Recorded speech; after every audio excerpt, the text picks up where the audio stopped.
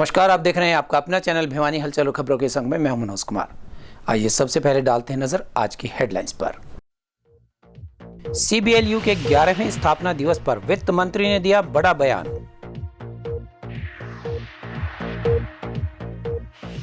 नागरिक अस्पताल में डॉक्टरों की हड़ताल, भटकते रहे मरीज। शिक्षा मंत्री ने एसएमसी से मांगे सुझाव।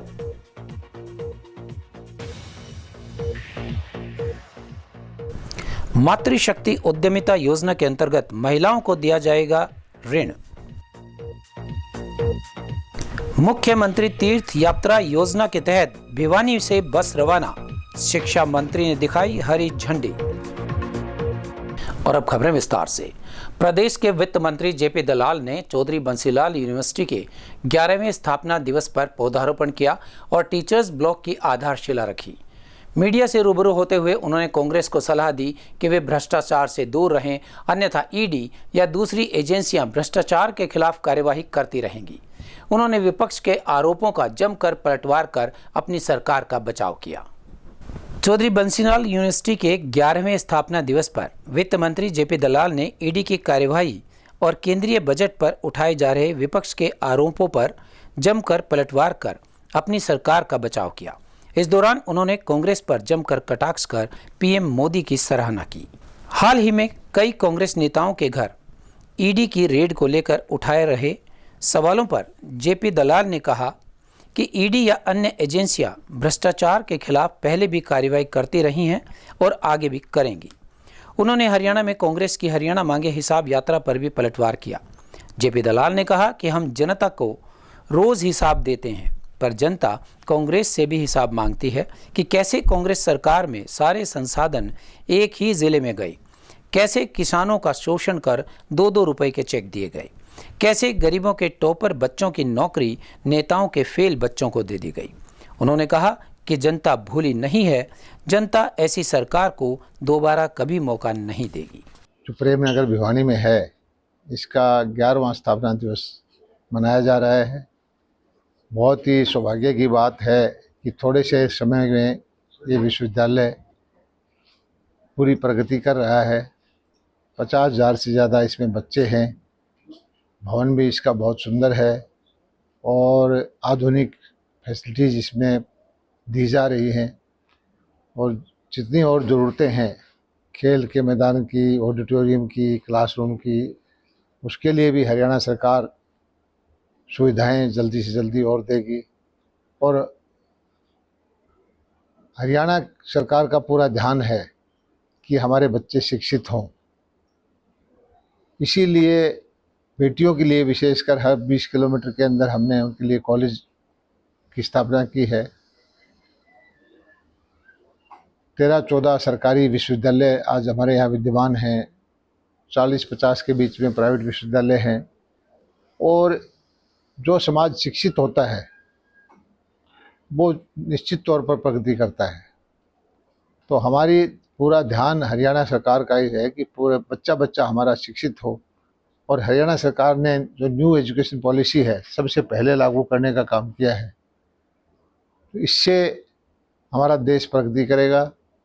और खुशी की बात है कि दुनिया की सबसे युवा आबादी हमारे देश में है और यही आबादी शिक्षित होकर के पूरी दुनिया की सिरमौर बनेगी, दुनिया को रास्ता दिखाएगी।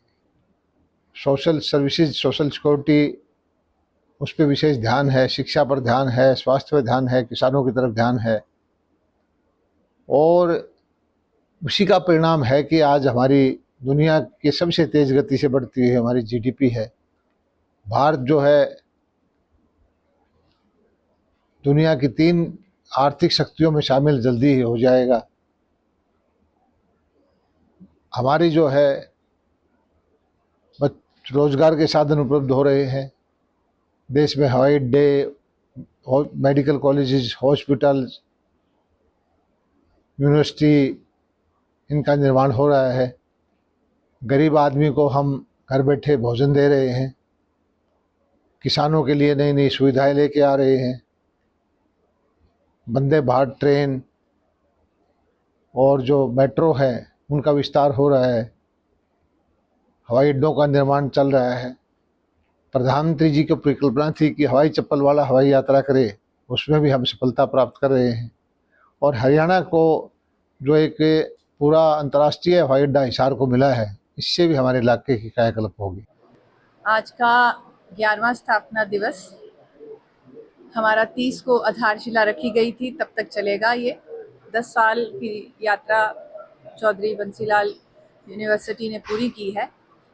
यह एक ऐतिहासिक क्षण है, उल्लास का क्षण है और आगे वाली चुनौतियों को देखकर अपनी तैयारी का दिन है। तो आत्मविश्लेषण का दिन भी है और पीछे मुड़कर देखकर हर्ष का भी दिन है।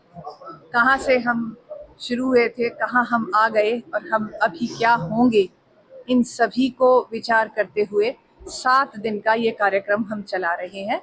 आज यहाँ शुरुआत हुई है, जिसमें हमने फाउंडिंग वाइस चांसलर को यहाँ बुलाया, उनको सम्मानित किया और साथ में हमारे वित्त मंत्री हरियाणा सरकार अपना आशीर्वाद देने के लिए यहाँ पहुँचे हैं।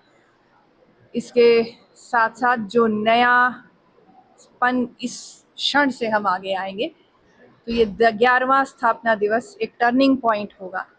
हमारी जो कमियां थी, हम उनको बहुत पीछे छोड़कर आगे निकल जाएंगे। बहुत कदम हम आगे आ चुके हैं। एग्ज़ाम से जो जुड़ी समस्याएं थी, बहुत हद तक उसको हमने ठीक कर लिया है। नया एग्ज़ाम जो हुआ है पूर्णतः सुचारू रूप से चलाया गया, सुचारू रूप से उसके रिजल्ट्स जो है वो डिक्लेयर किए गए। ये इस बात का अपने आप प्रतीक बनता है, इस बात का विश्वास दिलाता है कि चौधरी बंसीलाल यूनिवर्सिटी सीधा और स्पष्ट मार्ग तय कर अपनी यात्रा पर आगे बढ़ चला है। चौधरी बंसीलाल अस्पताल में चिकित्सकों ने पुरानी 4 मांगों पूरी न होने पर हड़ताल कर दी। हड़ताल के चलते अस्पताल परिसर में मरीज और उनके परिजन इधर उधर घूमते नजर आए। मरीजों की परेशानियों को देखते हुए सिविल सर्जन डॉक्टर रघुवीर सांडिल्य ने जहां खुद मरीजों की जांच की, वहीं एनएचएम के कर्मचारियों को भी मरीजों की जांच के लिए लगाया गया। चौधरी बंसीलाल नागरिक अस्पताल में डॉक्टरों द्वारा की गई हड़ताल के चलते ओपीडी में आए मरीज घर वापस लौटते नजर आए। वहीं सीरियस मरीज व उनके परिजन डॉक्टरों का इंतजार करते रहे। उनका कहना था कि एक तो हम बीमार और लाचार, ऊपर से हड़ताल की मार झेल रहे हैं। देवसर निवासी सुमित ने बताया कि सरकारी अस्पताल में हम आर्थिक अभाव के चलते आते हैं और हम यहाँ सुविधा नहीं पा रहे हैं। सर सारा ही है, अब गांव से लेके आए हैं, अब गांव से लेके यहाँ पता चला बोला हड़ताल है, तो माँ को कहाँ दिखाएं। मम्मी की प्लेट डली थी, पैर टूट गया था, तो वो दिखाने के लिए आए थे। पहले भी आ लिए बोला हड़ताल है, अब भी आ लिए बोला हड़ताल है। तो हम सुंगरपुर से आए हैं सर, ये 30 किलोमीटर दूर है। अब यहाँ से वापिस जाओ, यानी परेशानी होगी ना सारी की सारी। अब आदमी है ना कब तक बर्दाश्त करेंगे। कहाँ है, उन्होंने बता दिया, बोला जाके है ना वो चेक करा लो एक बार, भाई एक्सरसाइज करा लो। अगर एक्सरसाइज हो तो घर पे ही करा लेंगे, फिर यहाँ क्या जरूरत आने की। ये जी कंडीशन बहुत ज़्यादा डाउन है। इमरजेंसी में कल लेके आए थे, इमरजेंसी वालों ने बोल दिया कि इसको ओपीडी में लेके जाओ। ओपीडी से यहाँ आए, ओपीडी वाले बोल रहे कि इमरजेंसी में लेके जाओ। ठीक है, सरकारी हॉस्पिटल में कोई मतलब सुनवाई नहीं है, बहुत लापरवाही बरती जा रही है। मैं यही कह रहा हूँ, इसकी हालत देखो, अब मैं कंधे पे उठा के लेके आया हूँ। ठीक है, मैं देवसर से आया हूँ जी, कोई सुनवाई नहीं जी। कल भी आए थे, कल भी हमें भेज दिया गया, बोले आप वहाँ जाओ, वहाँ से आप ये बोल रहे हैं कि यहाँ जाओ। डॉक्टर हड़ताल पे बैठे, तो मरीज ऐसे तो मर जाएंगे। इस बारे में सिविल सर्जन डॉक्टर रघुवीर सांडिल्य ने बताया कि डॉक्टरों द्वारा अपनी मांगों को लेकर हड़ताल की गई है। ओपीडी में जांच व्यवस्था सुचारू रूप से करने के लिए अन्य चिकित्सकों को लगाया गया। उन्होंने बताया कि सरकार ने उनकी मांगों का पूरा आश्वासन दिया है और हड़ताल पर न जाने की बात कही है। सरकार द्वारा सभी मांगों को मान लिया जाएगा। ये एचसीएमएस डॉक्टर जो स्ट्राइक पर जा रहे हैं, ये इनको सरकार ने 12 बजे का टाइम दे रखा है। सरकार चाहती है कि इनकी जो जेन्युइन डिमांड है वो मांग ली गई है, तो ये स्ट्राइक पर नहीं जाने चाहिए। हमारे डायरेक्टर महोदय ने भी आदेश दिए थे कि इन्होंने जो 25 तारीख की स्ट्राइक के आदेश दिए थे, उससे पहले हैंगर स्ट्राइक पर बैठना कोई औचित्य नहीं बनता। तो 25 तारीख को जब हमारे सरकार के द्वारा हेल्थ मिनिस्टर, एसीएस ने और हमारे चीफ मिनिस्टर साहब ने इनको टाइम दे दिया, तो इनको स्ट्राइक कभी इस समय नहीं करनी चाहिए थी। लेकिन जो भी स्ट्राइक पर गए हैं, सरकार क्या डिसीजन लेगी वो तो उनका मैटर है। हमने पूरी भिवानी में इसका अरेंजमेंट कर दिया गया है। हमने सिविल हॉस्पिटल में, ओपीडी में, इमरजेंसी में, एसएनसी में, लेबर रूम में, पोस्टमार्टम में ड्यूटी लगा दी गई है। बाकी फील्ड में भी पीएचसी पर, सीएचसी पर और एसडीएच पर, वहाँ पर भी हमने डॉक्टर की ड्यूटी लगा दी गई है। हमारे सारे भिवानी में हेल्थ सर्विस सारी ठीक चल रही है, सारी फैसिलिटी फंक्शनल है। हरियाणा में शिक्षा के स्तर को बेहतर बनाने के लिए शिक्षा मंत्री सीमा तिरखा ने प्रदेश के प्रत्येक जिले की स्कूल प्रबंधन कमेटियों के माध्यम से शिक्षा के स्तर को ऊंचा उठाने की पहल की है। इसी कड़ी में शिक्षा मंत्री भिवानी पहुंची और जिला स्तरीय स्कूल प्रबंधन कमेटी की बैठक को संबोधित किया। इससे पहले उन्होंने 7 ब्लॉक्स के अध्यापकों द्वारा लगाई गई प्रदर्शनी का अवलोकन किया। इस अवसर पर best SMC, best star teachers और स्टार मेंटर्स के अलावा जिले में उत्कृष्ट प्रदर्शन करने वाले छात्र छात्राओं को सम्मानित किया गया। शिक्षा मंत्री सीमा त्रिखा ने कहा कि नई शिक्षा नीति के तहत हरियाणा प्रदेश में शिक्षा को आगे बढ़ाया जा रहा है। नई पहल के तहत हर स्कूल में गठित स्कूल मैनेजमेंट कमेटियों से जुड़े परिवारों, अभिभावकों व अध्यापकों से बातचीत कर शिक्षा में क्या गुणात्मक सुधार किए जा सकते हैं, इसे लेकर विचार जाने जा रहे हैं। साथ ही 2014 से लेकर 2024 के बीच शिक्षा के क्षेत्र में आए बदलाव के आंकड़े भी जुटाए जा रहे हैं। शिक्षा मंत्री ने कहा कि हरियाणा प्रदेश में 14,500 के लगभग स्कूल हैं। इनमें अध्यापकों की कमी को दूर करने के लिए तेजी से भर्ती प्रक्रिया चलाई जा रही है। एसएससी व HKRN के तहत अध्यापकों की भर्ती की जा रही है। जिन विद्यालयों की जर्जर व्यवस्था है, उन स्कूलों के नए भवनों का निर्माण किया जा रहा है। जल्द ही मुख्यमंत्री प्रदेश के 125 स्कूल्स के नए भवनों का शिलान्यास करेंगे। इस मौके पर न केवल स्कूल प्रबंधन समिति के शिक्षा के विभिन्न प्रारूपों के बारे में चर्चा की गई, बल्कि विभिन्न स्कूली छात्र छात्राओं व अध्यापकों द्वारा लगाए गए स्टॉल्स का भी शिक्षा मंत्री ने निरीक्षण किया। इन स्टॉल्स के माध्यम से अध्यापकों ने टीचिंग लर्निंग मेथड्स का प्रदर्शन किया। स्कूल मैनेजमेंट कमेटी है, असल में ये सरकार जिन परिवारों के लिए काम करती है, या असल में वो लोग जिन परिवारों के बच्चे हमारे सरकारी स्कूल की सेवा लेते हैं, हम उन पेरेंट्स को मिल करके उनके सुझाव लेना चाहते हैं कि हम और बेहतर कैसे करें। और दूसरा, उन्होंने 2014 के बाद और 14 से पहले वाले में क्या बदलाव महसूस किया। मैडम जी, आप बेसिकली मैं कभी भी सस्पेंशन के हक में नहीं होती हूँ। एक सीधी सी बात है, जितने लोग सरकार में नौकरी लेकर के आए वो सेवा देने के लिए आए हैं, और अगर 2, 4, 5 कारणों से किसी की एक जगह पर कोऑर्डिनेशन नहीं अच्छा बैठ रहा, तो बेहतर है कि उसे वो वाला समय और वो वाला इलाका दिया जाए, वो क्षेत्र दिया जाए जहाँ पे वो बेहतर परफॉर्म कर सके। तो मैं लोगों से, इन्हीं अपने स्टाफ मेंबर से, अपनी टीम टोली से पूछ कर ही आगे काम कर रहे हैं। स्कूलों में बहुत सारे स्कूल हैं जिनको बने हुए 50 साल से ज़्यादा हो गए और आज उनकी हालत सही नहीं है।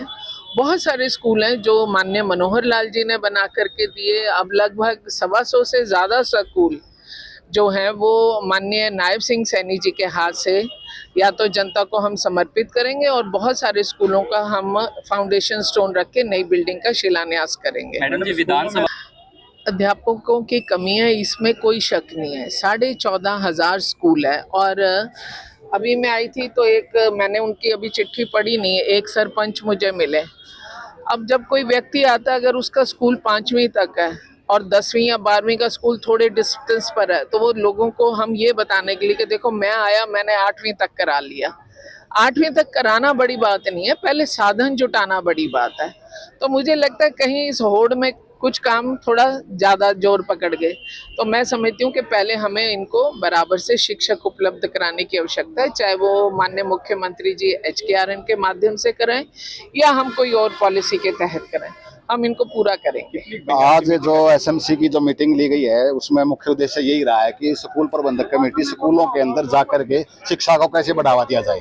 हमें ये बताया गया है कि हम स्कूलों के अंदर जाएं और वहाँ की जो पढ़ाई है वहाँ की ठीक करवाई जाए, और उसके जो कार्य क्षेत्र है, उसकी जो शक्तियाँ हैं SMC की, उसके बारे में बताया गया है।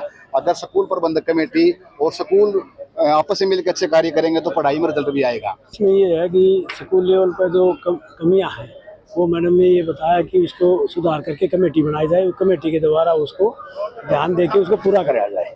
क्या कैसे ये शैक्षणिक माहौल इसे सुधर? ये जब पूरे ब्लॉक लेवल पे जब स्टार्टिंग होगी, कमेटी बनेगी, उसको देख रेख में स्कूल वाइज ड्यूटी लगाई जाएगी, उसके हिसाब से सब SMC के द्वारा जो कमेटी बनाई जाए उसकी देख रेख में जो काम किया जाएगा उससे सक्सेस हो जाएगा। मातृशक्ति उद्यमिता योजना के अंतर्गत महिलाओं को स्वावलंबी बनाने के लिए ई-रिक्शा के लिए 3 लाख रुपए तक का ऋण व प्रशिक्षण दिया जा रहा है। यह ऋण पहले आओ पहले पाओ के आधार पर दिया जाएगा। इस बारे में अतिरिक्त उपायुक्त हर्षित कुमार ने बताया कि महिलाओं की आर्थिक व सामाजिक स्थिति में सुधार लाने के लिए इस योजना के अंतर्गत बैंकों के माध्यम से महिलाओं को ई-रिक्शा के लिए ऋण दिया जा रहा है व निःशुल्क प्रशिक्षण दिया जा रहा है। अतिरिक्त उपायुक्त हर्षित कुमार ने बताया कि हरियाणा सरकार ने हरियाणा महिला विकास निगम के माध्यम से महिलाओं को आत्मनिर्भर बनाने और उनकी आर्थिक व सामाजिक स्थिति में सुधार लाने के लिए बैंकों के माध्यम से 3 लाख रुपए तक का ऋण दिलवाने की व्यवस्था की। ई-रिक्शा के लिए ऋण पहले आओ पहले पाओ के आधार पर दिया जाएगा। हरियाणा महिला विकास निगम के जिला प्रबंधक राजकुमार ने बताया कि इस योजना के तहत जिला भिवानी के जो महिलाएं हरियाणा के स्थायी निवासी हैं और जिनकी वार्षिक आय 5 लाख रुपए से कम है, वे महिलाएं इस योजना के पात्र हैं। ऋण के लिए आवेदक के समय महिला उद्यमी की आयु 18 से 45 वर्ष के बीच होनी चाहिए। हरियाणा महिला विकास निगम के माध्यम से महिलाओं को ई-रिक्शा के ऋण के साथ साथ चालक प्रशिक्षण की ट्रेनिंग निःशुल्क दी जाएगी। कुमार है, मैं हरियाणा महिला विकास निगम भिवानी में क्लर्क के पद पर कार्यरत हूँ। हमारे यहाँ हरियाणा गवर्नमेंट की तरफ से कुछ स्कीमें चलाई गई है जो गरीब परिवारों को उत्थान के लिए है। इसमें एक स्कीम है व्यक्तिगत ऋण। इसके अंतर्गत गरीब परिवारों के लिए जिनकी वार्षिक आय 1,80,000 से कम है, उनको बैंकों के माध्यम से 1 लाख रुपए ऋण का आवेदन भरा जाता है। जिसके अंतर्गत अगर बैंक उनको लोन दे देता है तो उनको हरियाणा गवर्नमेंट की तरफ से सब्सिडी दी जाती है, जिसमें अनुसूचित जाति के लिए 25,000 रुपये और अन्य श्रेणी के लिए 10,000 रुपये सब्सिडी दी जाती है। इसके अंतर्गत वो महिलाएं कोई भी सिलाई का कार्य, बुनाई का कार्य, परचून की दुकान, कॉस्मेटिक की दुकान, ब्यूटी पार्लर या किसी भी हाथ का कार्य कर सकती है। उनको दुकान चलाने के लिए ये ऋण दिया जाता है और इसमें मेन सरकार का ये मकसद रहता है कि उनको परिवारों को निचली श्रेणी से ऊपर उठाया जाए। सरकार द्वारा गरीब परिवारों के बुजुर्गों को तीर्थ स्थलों के भ्रमण के लिए मुख्यमंत्री तीर्थ यात्रा योजना के तहत शिक्षा मंत्री सीमा त्रिखा ने भिवानी में तीर्थ यात्रियों की बस को झंडी दिखाकर अयोध्या के लिए रवाना किया। 3 दिवसीय यात्रा के दौरान ये बुजुर्ग अयोध्या में भगवान श्री राम मंदिर के दर्शन करेंगे और सरयू नदी में स्नान करने का अवसर भी इन्हें प्राप्त होगा। हरियाणा के शिक्षा मंत्री सीमा त्रिखा ने बताया कि किसी भी वेलफेयर स्टेट का दायित्व होता है कि वह अपने नागरिकों की सभी सुविधाओं का ध्यान रखे। इसी के तहत मुख्यमंत्री नायब सिंह सैनी के दिशा निर्देश पर इस तीर्थ यात्रा का आयोजन करवाया जा रहा है। भिवानी जिले से 46 यात्री अयोध्या के लिए रवाना हुए हैं। इनके रहने, खाने व यात्रा की सारी जिम्मेवारी राज्य सरकार की रहेगी। वहीं भिवानी के जिला लोक संपर्क अधिकारी सुरेंद्र सिंगल व रोडवेज प्रबंधक दीपक कुंडू ने बताया कि तीर्थ यात्रियों की यात्रा आरामदायक व सुविधाजनक हो, इसके लिए उच्च गुणवत्ता वाली वातानुकूलित वोल्वो बसेस को यात्रा के लिए रोडवेज द्वारा भेजा गया है। सूचना एवं जनसंपर्क विभाग में पंजीकृत 46 बुजुर्गों को इस यात्रा में भेजा गया है। उन्होंने बताया कि जो भी 60 वर्ष से अधिक आयु के बुजुर्ग यात्री तीर्थ यात्रा करना चाहते हैं, वे पोर्टल पर जाकर आवेदन कर सकते हैं। इस यात्रा का उद्देश्य बुजुर्गों का न केवल सम्मान करना है, बल्कि उनकी रुचि के अनुसार उन्हें धार्मिक यात्रा करवाना भी है। सरकार जो हरियाणा जो है, हरियाणा एक वेलफेयर स्टेट है और वेलफेयर स्टेट का ये दायित्व है कि वहाँ के निवासियों को जो बेस्ट सुविधाएं वो दे सके उसे देनी चाहिए। जनता सरकार क्या होती है, by the government, by the public, of the public, for the public. तो ये जितना काम जो है माननीय मुख्यमंत्री श्री नायब सिंह सैनी जी की व्यवस्था के अंतर्गत सभी बुजुर्गों को अयोध्या की यात्रा जनता की मांग पर ही कराई जा रही है। तो आज जो है भिवानी से अभी बस रवाना हुई है, जिसमें लगभग 46 यात्री बैठे हुए थे। सरकार ने ये योजना बहुत अच्छी करी है। जिस नागरिक को लिए तीर्थ यात्रा जो उनके माँ बाप बूढ़े आदमी हैं जिनको सरकार घुमा रही है, इसके ऊपर क्या काम होगा? धर्म का काम सबसे बढ़िया धर्म का काम है। जो मुख्यमंत्री तीर्थ यात्रा सरकार ने चला रखी है, बहुत अच्छी तीर्थ यात्रा है। हमने इसका रजिस्ट्रेशन जनवरी में कराया था, लेकिन उस टाइम बीच में इलेक्शन आ गया। उन्होंने कहा, चंडीगढ़ से फोन आया सीएम हाउस से कि आप जो है ना कि मई में इलेक्शन था, इस वजह से लेट हो गए। अब आप 25 तारीख को खाली कपड़े पहन के आना है, सब कुछ खर्चा सरकार का होगा, आना जाना खाना पीने ठहरना सब सरकार का होगा। एक वोल्वो बस हमने चंडीगढ़ डिपो से मंगवाई है। ये 51 सीटर बस है और ये फुली एसी है। इसमें हमारे 2 ड्राइवर, एक कंडक्टर और एक हेल्पर रहेगा। ये 51 सीटर है, तो डीपीआरओ के अकॉर्डिंग 45-46 यात्री यहाँ से यात्रा करेंगे अयोध्या के लिए। मुख्यमंत्री तीर्थ यात्रा योजना एक तैयार की गई है, बहुत ही महत्वाकांक्षी योजना है और उन बुजुर्ग लोगों के लिए है जिनकी एक तमन्ना होती है कि हम तीर्थ यात्रा पर जाएं, लेकिन वो किसी साधन के अभाव में या पैसे के अभाव में उनकी मनोकामना वो पूर्ण नहीं हो पाती। उसी को पूरा करने के लिए सरकार ने ये योजना बनाई है। इसमें पहले ऑनलाइन एक पंजीकरण होता है, उसमें जो पंजीकरण करवाते हैं उन्हीं नागरिकों को भेजा जाता है। ये वरिष्ठ नागरिक होते हैं। और अब एक खबर चलते चलते, आज के चलते चलते में हम युवाओं पर एक विचार लेकर आए हैं। विचार चिंतन और गंभीर विषय से जुड़ा है। हमें देश की युवा पीढ़ी का अवश्य विश्लेषण करते रहना चाहिए, क्योंकि आज का युवा भटकाव में है और सुगम रास्ता खोजने में लग गया है। यह स्थिति राष्ट्र के लिए शुभ नहीं कही जा सकती। आप भी हमारे द्वारा उठाए गए बिंदुओं पर विचार करें और अपनी राय से हमें अवगत करवाएं। देखिए, आज के युवाओं की त्रासदी यह है कि उसके सपने बड़े हैं और प्रयास बहुत ही छोटे और कम। फिर भी युवा रातों रात करोड़पति बनने के सपने दिन में ही लेने लगता है। हालात ऐसे बनते हैं कि युवा अवसाद में आ जाते हैं और धीरे धीरे नशे की चपेट में आ जाते हैं। युवा अगर थोड़ा शिक्षित होता है तो उसके सपने पूरे करने का रास्ता राजनीति में दिखाई देता है, और युवा अगर अति उत्साही होता है तो वो अपराध की दुनिया से जुड़ जाता है। अपराध की दुनिया के सरगना ऐसे युवाओं का माइंड वॉश कर अपराध में आगे धकेल देते हैं। लेकिन राजनीति की दुनिया इससे बिल्कुल अलग है। राजनीति में बड़े सपने देखने वाले युवकों का बड़े नेता शोषण करते हैं। बहुत कम युवक होंगे जो राजनीति को अपना करियर बनाने में सफल होते हैं, क्योंकि राजनीति में परिवारवाद का दखल बढ़ता जा रहा है। जय हिंद सेना के मुखिया नवीन जय हिंद ने अपने जीवन के अनुभव के आधार पर युवाओं को सलाह दी है कि अगर आप किसी बड़े राजनीतिक परिवार से हों, या फिर आपके बाप दादा कोई MP MLA रहे हों, या आपके पास 100 करोड़ रुपए हैं, तो ही आपको राजनीति में आना चाहिए। अगर आपके परिवार में कोई MLA MP नहीं है तो युवाओं को राजनीति से दूर ही रहना चाहिए, ताकि आपके परिवार को परेशानियों का सामना न करना पड़े और ना ही आपके परिवार दोस्तों को किसी तरह का नुकसान हो। बेहतर है कि सामान्य वर्ग की पृष्ठभूमि से आने वाले युवा अपना और परिवार का भरण पोषण करने के लिए कोई सम्मानजनक काम ले। जय हिंद की इस सलाह में कठोर सच्चाई छुपी है जो विचार योग्य है, क्योंकि आज का युवा तेजी से दिशा विहीन होता जा रहा है। देश के अखंड भविष्य के लिए आवश्यक है कि युवा राष्ट्र के प्रति समर्पित बने। और अब जाने से पहले एक नजर आज की हेडलाइंस पर। CBLU के 11वें स्थापना दिवस पर वित्त मंत्री ने दिया बड़ा बयान।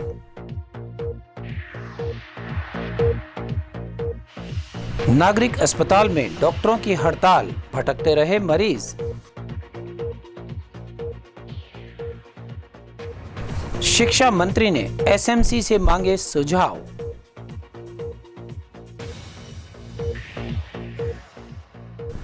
मातृशक्ति उद्यमिता योजना के अंतर्गत महिलाओं को दिया जाएगा ऋण। मुख्यमंत्री तीर्थ यात्रा योजना के तहत भिवानी से बस रवाना, शिक्षा मंत्री ने दिखाई हरी झंडी। हमारे आज के अंक में बस इतना ही। अगले अंक के लिए देखते रहेगा आपका अपना चैनल भिवानी हलचल।